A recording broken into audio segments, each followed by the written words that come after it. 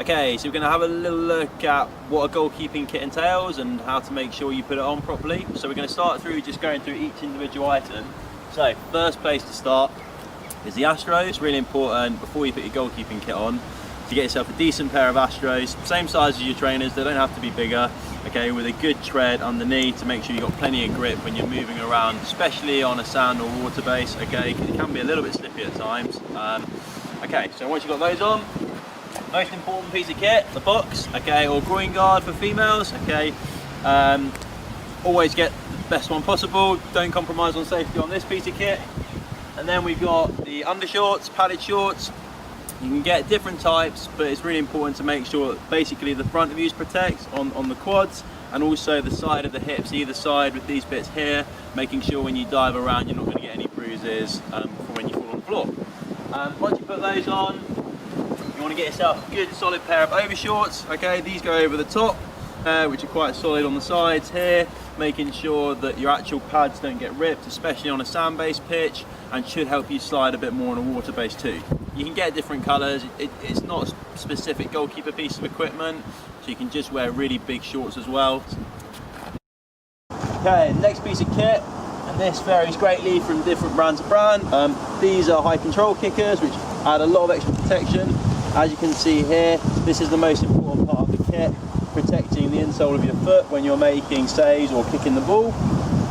Make sure you get them this way around, okay, because it's important that these little stickers or browning bits don't interfere with how the ball rebounds once you make a save. After that, we've got leg guards. These are pretty substantial for when you're smothering, coming out and making big tackles. Got this way around, and you've got two straps at the back, pretty straightforwardly, coming across in like this, coming across in like this. Then we got, after that, a bit more of the upper body kind of stuff. So we've got a chest pad, okay, again, pretty solid, got some metal in here, but foam covering over the top. Don't really compromise too much on safety. You can get smaller ones, okay, you can get bigger ones as well. It's kind of trading off that balance between how quickly you can move around in the goal, but first and foremost it's about safety and protection, and that will give you confidence when you're in goal too. After that, we've got arm pads, or these are probably a bit more like elbow pads. You can get smaller ones, and you can certainly get a lot bigger ones. After that, we've got the hand pads. I use a high rebound one, okay, and it's pretty solid, making sure that you can deflect the ball out wide. Long gone are the days where it's just leather hand pads where you're deflecting the ball down or catching it even. It's all about getting the ball away nice and quickly. Solid left hand as well, high rebound as well.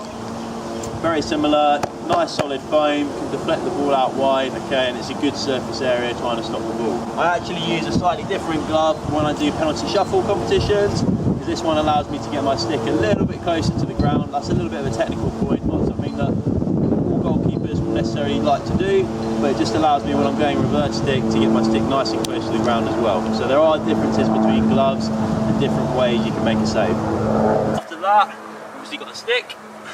I quite like to use an outfielder stick like this one. It's 36.5, so you can use 37.5 as well. Quite like to use a light stick, okay, because it allows me to move quickly and make good saves in the air or dive down and make interceptions. Some goalkeepers use a goalkeeping stick where it's got a little kink in the end here. That's also fine. I used one of those for several years. Some of the international goalkeepers like Nicholas Jacobi uses one. It just gives you a little bit more surface area here, okay, but perhaps not quite as good for slapping or hitting the ball away once you've made a save. After that, we've got our smock or our top. I quite like to use a long sleeve one so it covers my arm pad so it keeps everything in place. And also I think it looks a little bit better as well. Used to use short sleeve ones. They obviously give you a little bit more breathing because when it's hot you can obviously get quite hot temperatures and all that sort of thing, so it just lets your pads breathe a little bit easier. You can get really baggy ones. Some people like quite tight fitted to make sure the kit stays in place. I've probably got somewhere in between the two. Last but not least, most important piece of kit is the helmet. Okay, there are lots of helmets on the market which aren't properly tested for safety, making sure it's got a nice solid grille on the front. I've got a little bit of tape across the top that acts as a sun visor when we're playing evening games. You can also get other ones which fit a little bit better than that, but that works for me. And it's also pretty solid, so if you get whacked, the ball should bounce off. So these were the parts of hockey goalie used for protection. Thank you.